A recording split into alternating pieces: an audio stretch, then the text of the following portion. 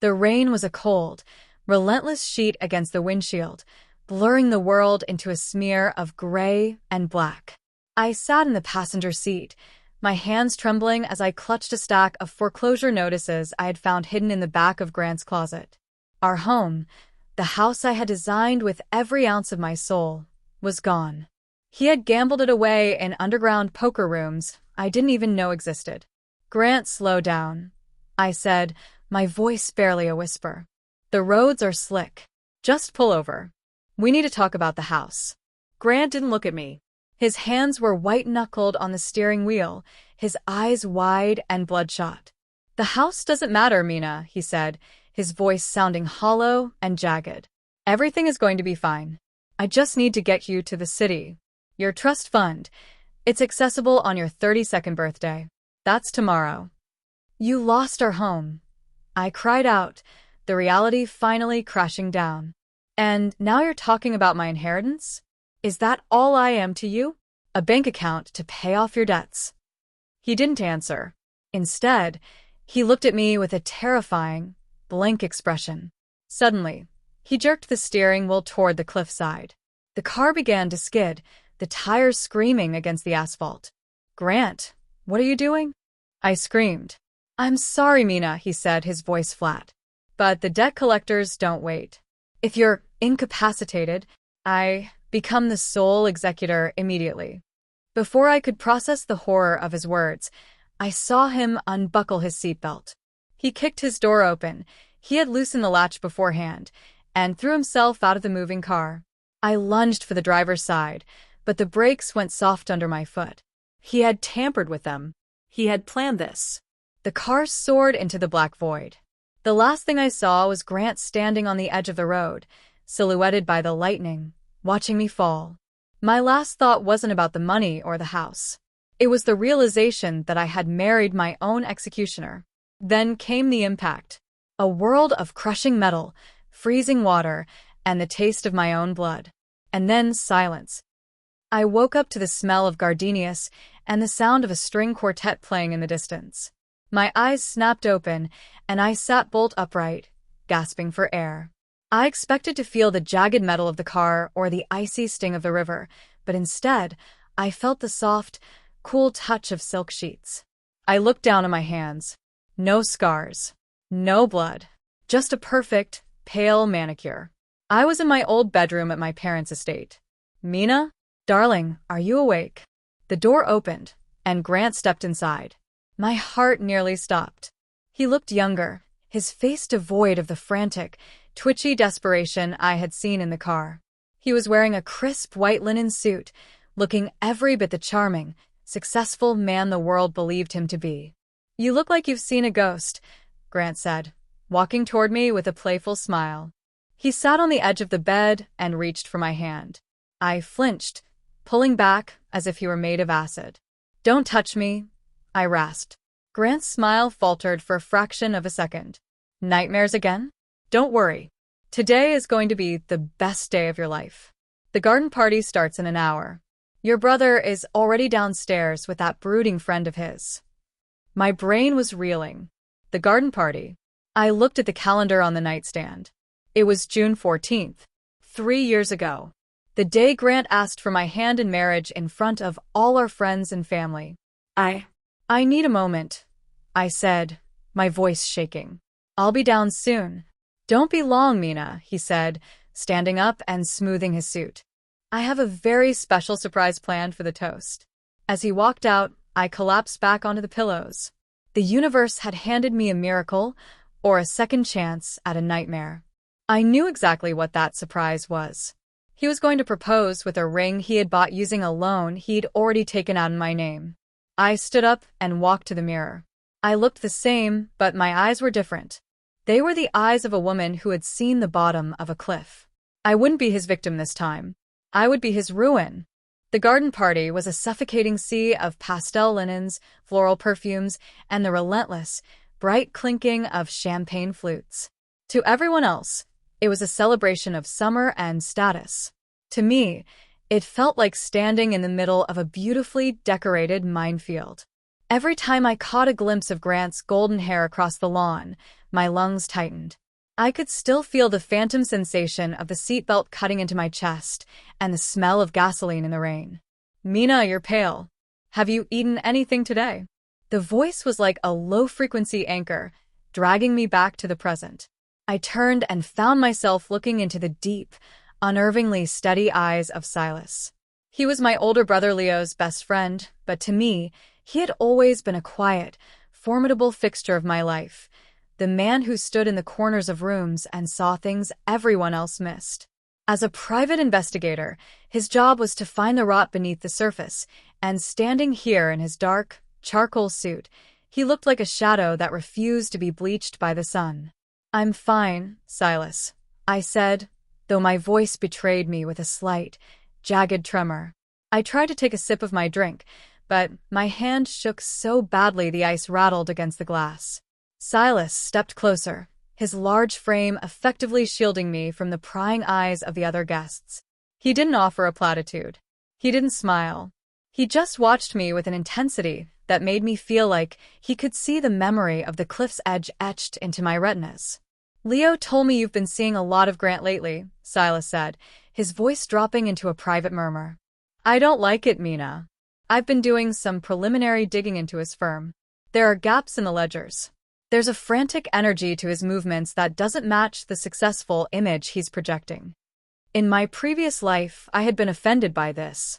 I had told Leo that Silas was cynical and suspicious, a man who couldn't recognize love because he was too busy looking for crimes.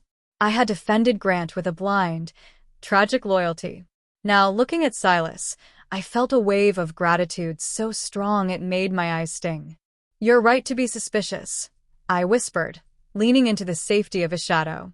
I looked around to ensure Grant was still occupied with my father. "He's a gambler, Silas. A desperate one. He's already lost money he doesn't have, and he's looking at me like I'm a winning lottery ticket. He's going to ask me to marry him today." Silas's jaw tightened, a muscle jumping in his cheek. His eyes turned a cold, lethal shade of slate. "Your brother asked me to watch him because he worried Grant was a social climber," Silas said, stepping even closer until I could smell the faint, clean scent of cedarwood on his skin. "But I didn't do it for Leo. I did it because I couldn't breathe if something happened to you. I've spent years watching you from a distance, Mina. I know when you're scared, and right now, you look terrified." The raw honesty in his voice hit me harder than the crash ever had. I realized then that Silas had been my silent protector for years, a man who loved me enough to let me be happy with someone else, even while he kept a hand on his weapon just in case. "He's deep in debt to people who don't use banks," I said, my voice gaining a new, cold clarity. "He needs my trust fund to survive. He thinks today is the start of his big payout." "I can stop this," Silas said, his voice a low, dangerous growl. "I can take what I have to the police, or I can have him removed from this property before he even opens his mouth." "No," I said, reaching out to touch his sleeve. "If he leaves now, he'll just find another way to haunt me. I want him to think he's won. I'm going to say yes, Silas. I'm going to play the part of the blushing bride-to-be." Silas looked at me like I had lost my mind. "Mina, you're putting yourself in the path of a desperate man. That's a dangerous game." "It's not a game if I know how it ends," I replied, looking him square in the eye. "I want you to be my silent partner. Use your resources. Find every bookie, every debt, and every lie he's told. While I keep him close, I want you to pull the rug out from under him. I want him to lose everything before he even realizes the world has changed." Silas searched my face for a long time, looking for the girl I used to be. When he found the woman I had become, the one who had survived the fall, he gave a single, solemn nod. "If that's what you want, Mina, consider it done. I'll be your shadow. He won't even see me coming until it's too late." The sun began its slow, heavy descent toward the horizon, bleeding shades of violet and bruised gold across the manicured lawns of my parents' estate. It was the golden hour, the time of day when everything looked soft and romantic. In my past life, I had thought the timing was perfect, a cinematic backdrop for a perfect love. Now, the long shadows felt like fingers reaching out to pull me back toward the dark. I saw Grant move toward the center of the terrace, his strides confident, his posture radiating the easy charm of a man who believed the world was his for the taking. He picked up a silver spoon and tapped it against his champagne flute. The sharp, rhythmic clink-clink-clink silenced the chatter of the guests. "Everyone, if I could have your attention for a moment," Grant said, his voice carrying effortlessly across the garden. My heart felt like a lead weight in my chest. I stood near a marble pillar, my fingers digging into the stones so hard my nails threatened to snap. I looked into the crowd and found Silas. He was standing near the back, arms folded, his expression unreadable to anyone else, but I saw the tension in his frame. He was a predator waiting for my signal. Grant stepped down from the terrace and walked toward me, the crowd parting like the Red Sea. He looked at me with a gaze that used to make me feel like the only woman in the world. Now, all I saw was the man who had unbuckled his seatbelt before driving me off a cliff. "Mina," he began, taking my hand. His palm was slightly damp, a small tell of the desperation lurking beneath his polish. "I've spent the last 2 years falling in love with the most brilliant architect I've ever known. You don't just build structures, you build dreams. And I realized that I don't want to spend another day without you being the blueprint for my entire life." A few of my mother's friends let out soft, audible ahs. I felt a wave of nausea, so strong I had to swallow hard to keep from gagging. The blueprint. He was using my own passion as a weapon against me. He slowly dropped to one knee, the fabric of his linen suit straining. He pulled a small, navy velvet box from his pocket and flicked it open. Inside sat a 3-carat Marquise diamond that caught the dying light, throwing sparks across my face. "Mina Thorne," Grant said, his voice dropping into a register of practiced sincerity. "Will you make me the happiest man alive? Will you marry me?" The silence that followed was deafening. Every eye in the garden was on me. I looked down at the ring. Silas had told me Grant bought this with a predatory loan, likely using my name as a reference. He was literally proposing to me with debt he expected me to pay. I looked at Silas one last time. He gave me a barely perceptible nod, the green light. "Yes, Grant," I said, my voice sounding breathy and high, exactly like the girl he thought I still was. I threw my arms around his neck as he stood up. "Yes. 1,000 times yes." The garden erupted into applause and cheers. Grant spun me around, laughing, and for a second, his face was buried in the crook of my neck. "I've got you, Mina," he whispered into my ear. "No," I thought, staring over his shoulder at the dark woods beyond the lawn. "I've got you." When he finally pulled back to slide the ring onto my finger, his eyes were darting toward my father, who was already approaching with a bottle of vintage Cristal. Grant wasn't looking at his new fiancée. He was looking at the man who held the keys to the Thorne family vault. "We should talk to the lawyer tomorrow, shouldn't we, darling?" Grant murmured to me as the guests began to swarm us with congratulations. "Just to get the paperwork for our joint account started. For the house." "Of course, Grant," I said, beaming a fake, radiant smile at my father. "Whatever you think is best. I trust you completely." As Grant turned to shake my father's hand, Silas moved through the crowd, passing me close enough for his sleeve to brush mine. "The clock starts now," Silas muttered, so low only I could hear. 2 days later, I found myself in Silas's office, a discreet, wood-paneled space tucked away in a quiet corner of the city, far from the prying eyes of the social circle Grant and I inhabited. The air here was cool and smelled of old paper and expensive tobacco.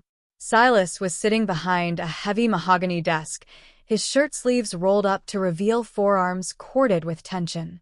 He didn't look like a family friend today. He looked like a hunter who had finally cornered his prey. "You're sure about this, Mina?" Silas asked, his voice low and gravelly. "Once we start this, there's no turning back." He'll be desperate, and desperate men are unpredictable.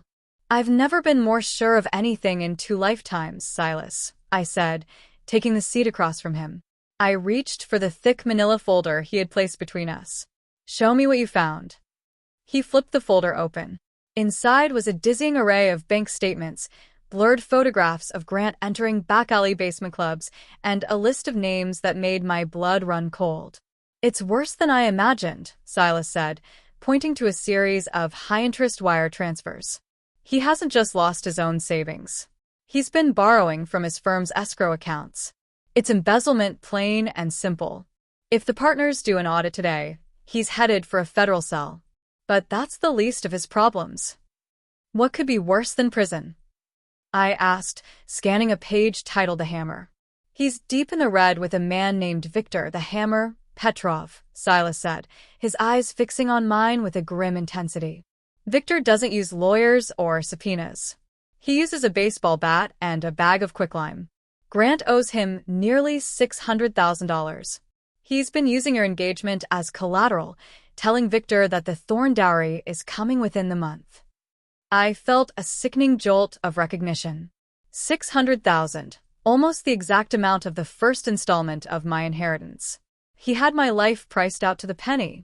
He was going to use our wedding as a smokescreen, I whispered, the paper trembling in my hand.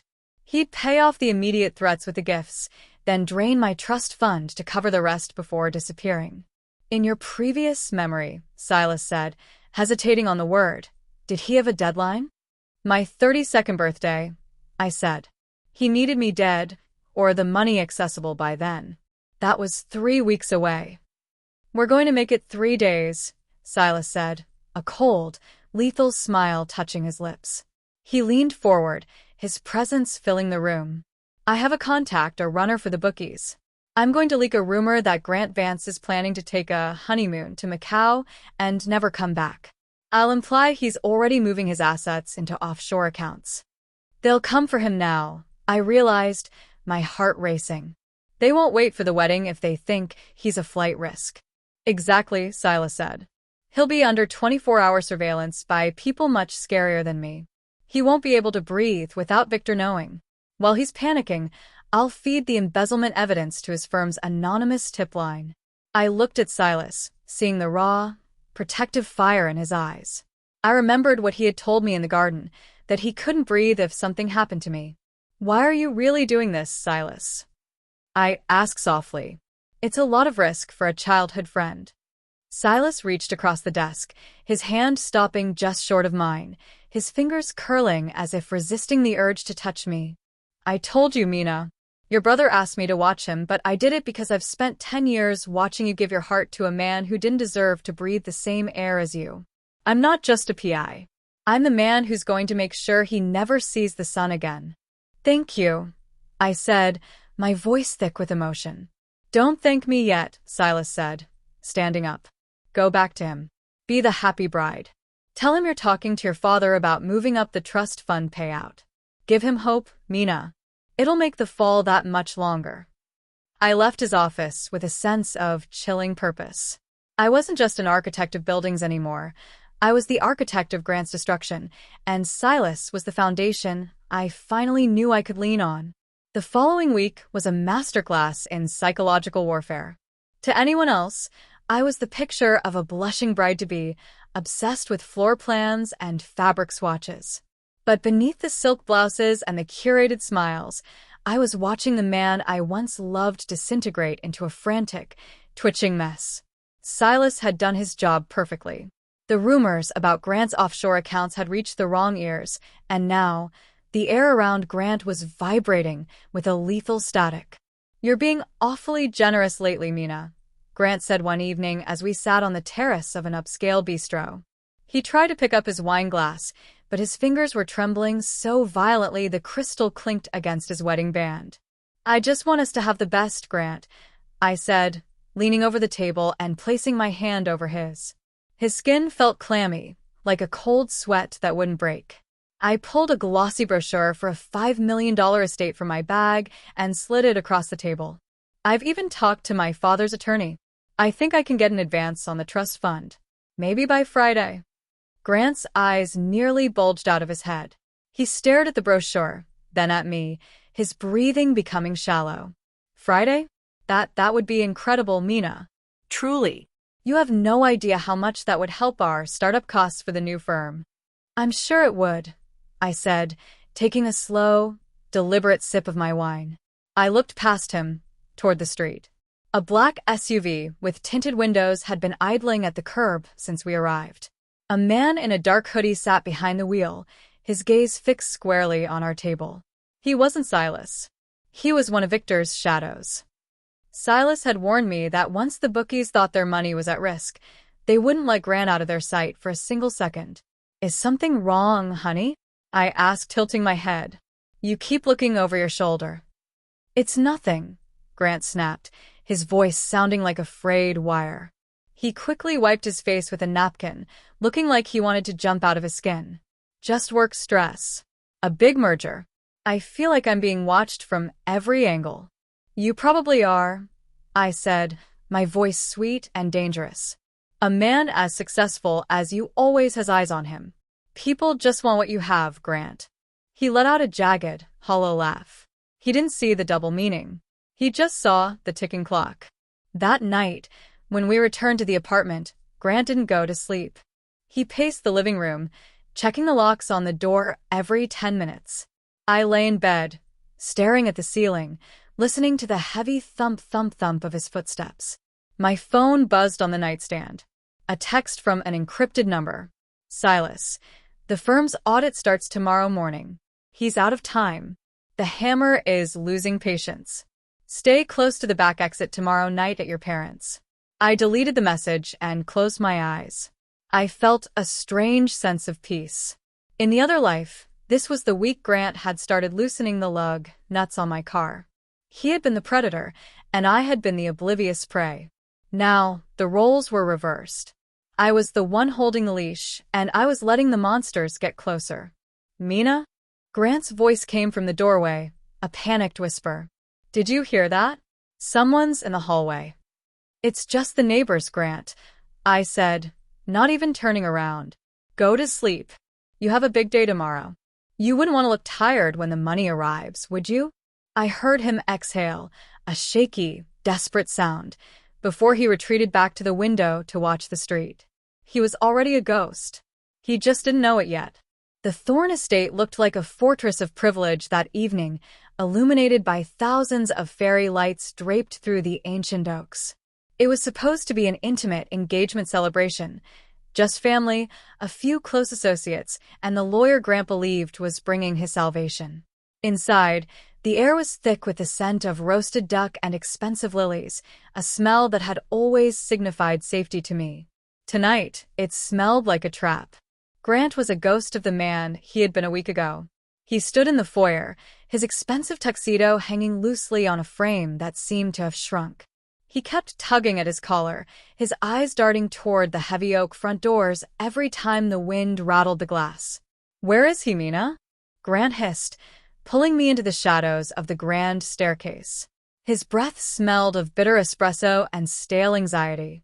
"You said the lawyer would be here by 7 with the paperwork. It's 7:15. "Patience is a virtue, Grant," I said, smoothing the lapel of his jacket with a lingering touch that made my skin crawl. "Legal matters involving trust funds are delicate. My father wants to ensure every I is dotted. You wouldn't want a mistake to delay the transfer, would you?" "I don't have time for mistakes," he snapped, his voice cracking. He caught himself, glancing around to see if my brother Leo or Silas were watching. I'm just excited for our future. I want to get the deposit down on the estate."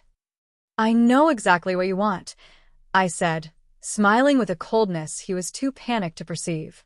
Suddenly, the front door didn't just chime. It shuddered under the weight of a heavy, rhythmic pounding. It was the sound of someone who didn't care about manners or mahogany. My father's butler, Arthur, moved to open it, but the doors were shoved inward before he could reach the handle. 3 men stepped into the light of the chandelier. They weren't wearing tuxedos. They wore heavy leather jackets and expressions of dull, practiced violence.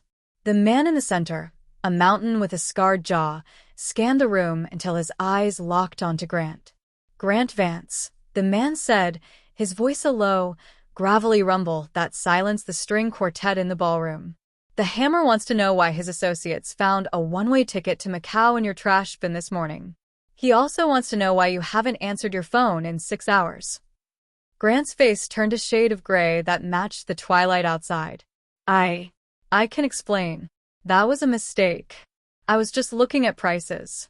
I have the money. It's right here. He turned to me, his hands shaking as he grabbed my shoulders. Mina, tell them. Tell them the lawyer is coming.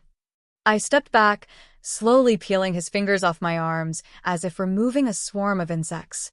I looked at the lead collector, then back at Grant. I'm afraid there's been a misunderstanding, Grant, I said, my voice projecting clearly across the foyer. I spoke to the lawyer an hour ago. It seems the firm's audit uncovered some discrepancies. Embezzlement is such an ugly word, isn't it? My father has frozen the trust fund indefinitely pending a criminal investigation. Grant's mouth hung open. He looked at me, then at the men, the reality of his situation finally crashing down. Mina, what are you saying? You said Friday. You promised. I promised you what you deserved, I said. I stepped closer, leaning in until my lips were inches from his ear, just as he had done to me on the night of the crash. I remembered the cliff, Grant. I remembered the way you unbuckled your seatbelt and watched me fall. This time, I'm the one watching you. Grant's eyes went wide with a primal, soul-deep terror. He realized then that I wasn't his victim. I was his judge. He looked at the three men closing in on him and did the only thing a coward knows how to do. He bolted. He shoved past Arthur and scrambled through the French doors toward the darkened gardens. The three men didn't even run. They simply turned and walked back toward their black SUV, the lead man pulling out a radio. Silas stepped out from the shadows of the library, watching the chase begin with a grim, satisfied silence. He won't get far, Silas said, stepping to my side. I've made sure every exit from the estate is watched. He's going to spend the rest of his life running from shadows. I watched the darkness where Grant had disappeared, feeling the final weight of the previous life lift off my shoulders. The architect had finally finished the blueprints for his destruction. The silence that followed Grant's frantic escape was more profound than any applause. The guests stood frozen, champagne glasses halfway to their lips, as the realization set in that the golden boy of the Thorn Circle was actually a fugitive. I stood on the terrace, the cool night air hitting my face, feeling the invisible chains of a future that ended in a fiery car crash finally snap. He's gone, Silas said, stepping up beside me. He didn't look at the crowd. His eyes were fixed on the dark tree line where the debt collectors had vanished after their prey. My team followed them. He didn't even make it to the main road before he realized every exit was blocked. He's currently hiding in a drainage ditch, terrified that every rustle of leaves is the hammer coming to collect. And the embezzlement? I asked, my voice steady despite the adrenaline coursing through my veins. The police are at his apartment now, Silas said. The partners at his firm received the files I sent. Between the theft from the escrow accounts and the gambling debts, Grant Vance is a name that will be synonymous with ruin by morning. He'll spend the rest of his life looking over his shoulder, fleeing from country to country, never knowing when the debt will finally come due. Thank you, Silas, I said. I turned to look at him, really look at him, without the filter of Grant's lies. You saved me. Again. I didn't save you, Mina, Silas said, his gaze softening as he reached out to take my hand. His grip was a stark contrast to Grant's. It was solid, grounding, and honest. You saved yourself. You just let me provide the tools. I told you once that I did this because I couldn't breathe if something happened to you. I meant it then, and I mean it now. 6 months later, I stood in the center of my new architectural firm, Thorn and Associates. The space was a masterpiece of glass and steel, flooded with natural light, a far cry from the cramped, dark office Grant had tried to force me into.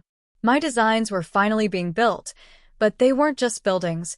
They were the physical manifestation of my second chance.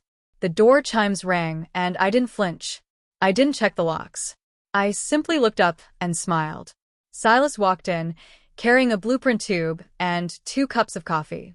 He had traded his charcoal suit for something more casual, but that same protective intensity remained in his eyes. He had become a permanent fixture in my life, no longer watching from the shadows, but walking right beside me. The permits for the sanctuary project just cleared, Silas said, setting the coffee on my desk. It's official. You're building the largest domestic violence shelter in the state. It's more than just a building, Silas, I said, walking around the desk to stand in front of him. It's a foundation. A place where people can go when their own blueprints fall apart. Silas reached out, his hand cupping my jaw. You've built something incredible here, Mina. Not just this office, but this version of yourself. I had a good partner, I said. I told you I'd be your shadow, Silas whispered, leaning down until his forehead rested against mine. But I think I'd rather be the man standing in the light with you. I think I'd like that too, I said. I looked out the window at the city skyline. Somewhere out there, Grant was a ghost, a cautionary tale of greed and betrayal. But here, in this room, the air was clean. I had survived the fall, I had outrun the fire, and I had finally designed a life that was worth living. The architecture of my new destiny was complete, and for the first time in 2 lives, the foundation was unbreakable.